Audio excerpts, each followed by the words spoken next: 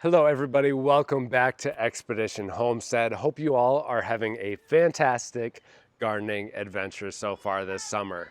If you're new to the channel and enjoy today's video, I've got to say please subscribe, give us a thumbs up.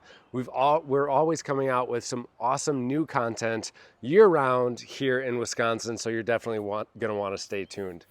In today's episode, we are giving you all just a real quick point-and-shoot tour of the backyard vegetable garden. So you're not going to be seeing my face a whole lot in this video. We're going to be focusing on the vegetables behind me, showing you all the vegetables that we already harvested, the ones that are close to being harvested, and just an overall update and tour on how everything's growing. So without further ado, let's get into it.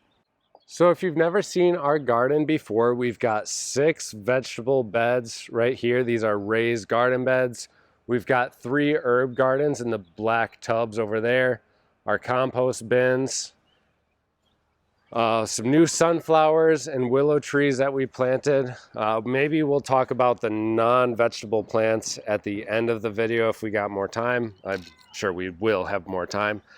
Then we've got our zucchini, squash, pumpkin, butternut squash, tomatoes growing in the 5-gallon buckets, and our chickens over here. All right, first we'll talk about what we've harvested so far. We've harvested about a quarter of our carrots, most of our beets.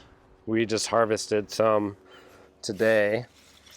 A lot of incredible beets coming out of the garden this year.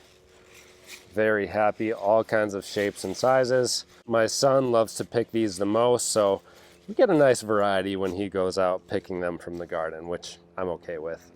We've also picked a couple of kohlrabi. This is a Cossack kohlrabi, so just huge, massive size to this thing. We've got a few more of them that are ready to harvest over here. We had 5 of these over in this bed. We've harvested 3 so far. And the rest of the kohlrabi are over in this bed here. A little bit later start to these, but the last month of the kohlrabi's growth really produces the most meat to that vertical stalk that's growing the actual vegetable that we eat.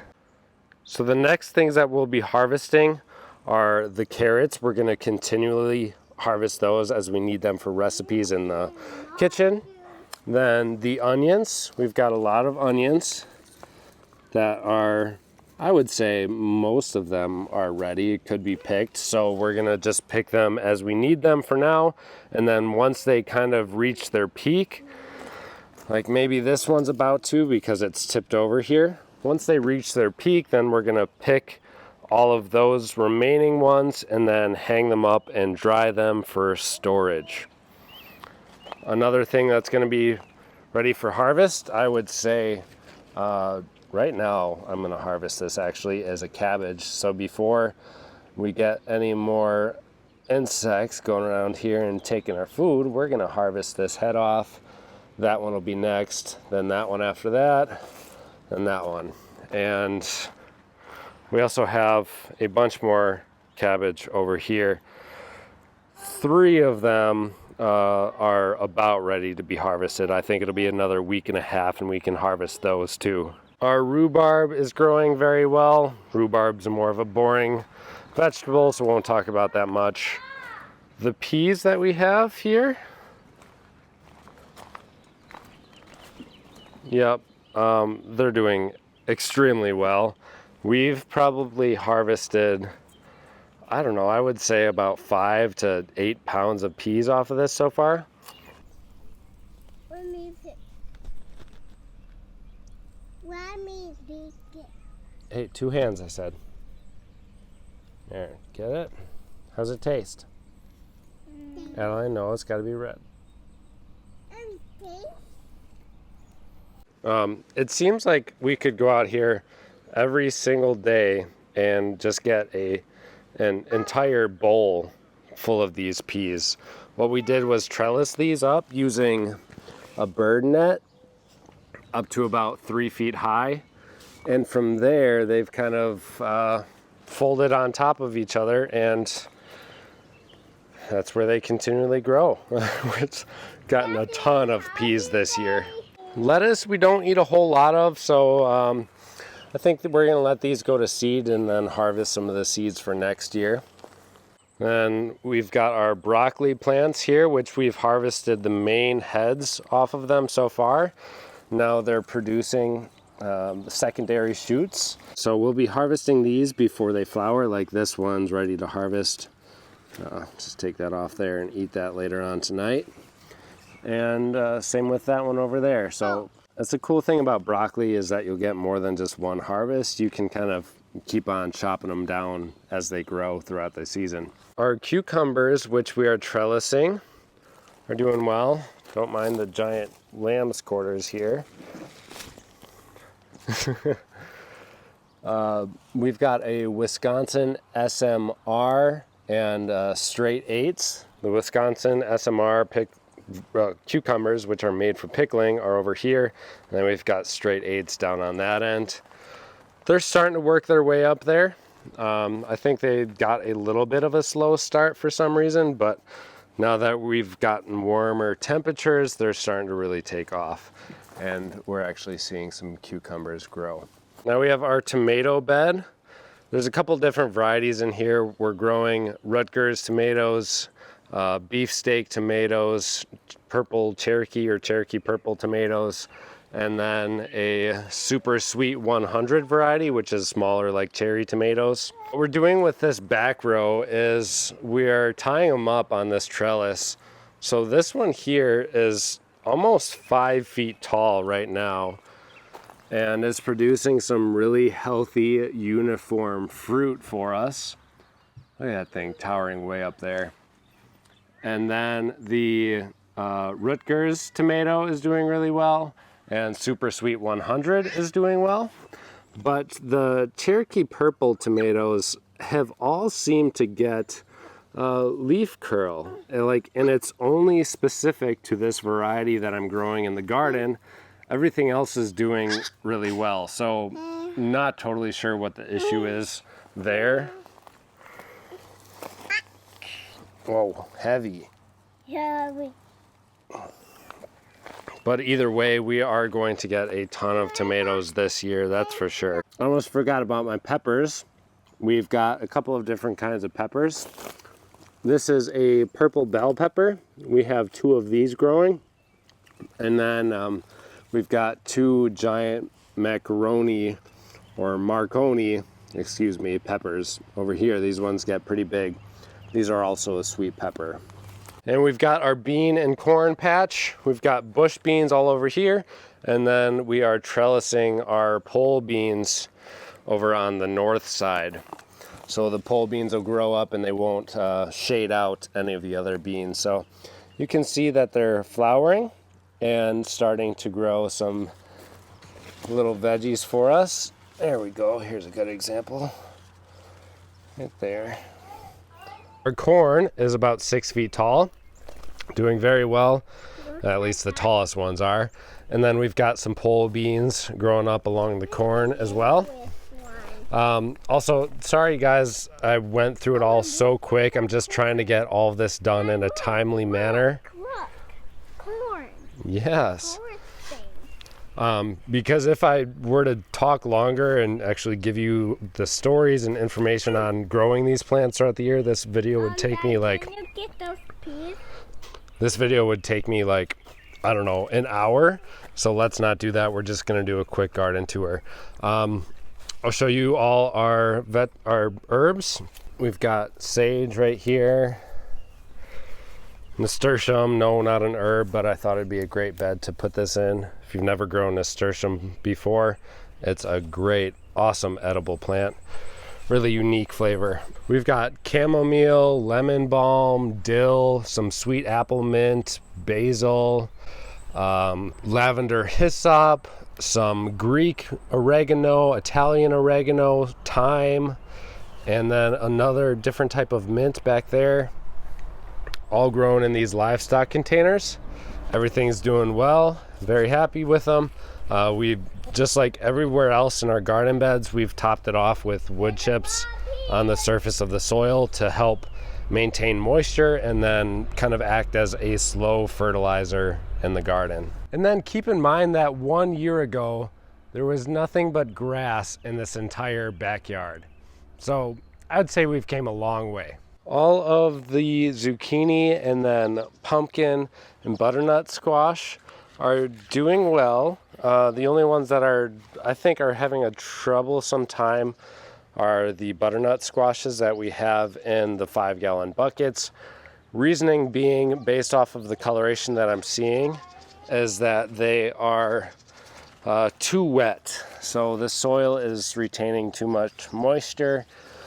So I think I'm going to end up drilling a couple of larger holes in the bottom of those.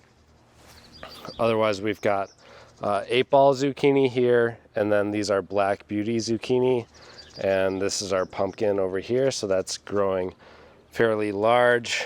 We just harvested a few 8-ball zucchinis out of here. They look like this, but about almost twice the size is what I harvest out for those 8 balls. They are delicious. I think I like them a little bit better than, your standard Black Beauty zucchini or other zucchinis like this one. So it's something a little bit different too with those 8 balls. I forget if I talked about our 5-gallon bucket tomato plants. These are all doing exceptionally well. The kids are out here eating off of the plants every single day. We got a bunch of super sweet 100s, Cherokee Purple, Rutgers tomato, all growing in 5-gallon buckets. And you can see I've staked most of them up, except for a couple of them here. I'm letting grow along the ground just to kind of let them be and see what happens. Those are also doing very well. We've got the chicken coop. I'll show you real quick. Yeah. Oh, you got food in there? That's the chicken's game. Then you try to get it out. Okay. Where are all the chickens at? Oh. So the chickens are out here around the kids' toys just playing, eating all sorts of different bugs, insects, plants. They love it out here. We just recently integrated 2 younger ones. They're about 5 weeks old, maybe, yeah, about 5 weeks, give or take. So they're obviously a lot smaller than the other ones I just showed you. And so some people say that it's a little bit difficult to integrate them, which I can understand. But for the most part, with these guys, all we did was we brought them outside into the yard. Everybody, go on. He doesn't know yet which way to go, so we got to close the door. Close the door. So we brought them outside when the larger ones were out here, and they pecked maybe a couple of times, but ever since they've just kind of acted like they aren't even there. So tonight will actually be their first night together in the coop. I think it'll go just fine because they've had no problems at all for the last 5 days seeing each other, so I think they'll be just fine. One more thing I want to show you all is our sunflowers and then our weeping willow. Just because the sunflowers are so much fun, and then the weeping willow has a pretty cool story behind it. If you're not watching all of our videos on a regular basis, you probably don't know anything about this weeping willow, so I'll tell you a little bit about it. But first off, we've got our sunflowers. I'm 6 foot and I'm reaching as high as I can, and I still got about 2.5 feet to the top of that sunflower. These are mammoth sunflowers. We're just growing them in the same raised garden bed mixture along with wood chips that we have over here, just here. So that's a mixture of compost, soil, and mulch and wood chips. And then whenever I get some extra stuff from clippings in the yard or maybe some weeds that I've pulled, I'll just throw those into the soil for nutrients. But this is the first year that they're growing here.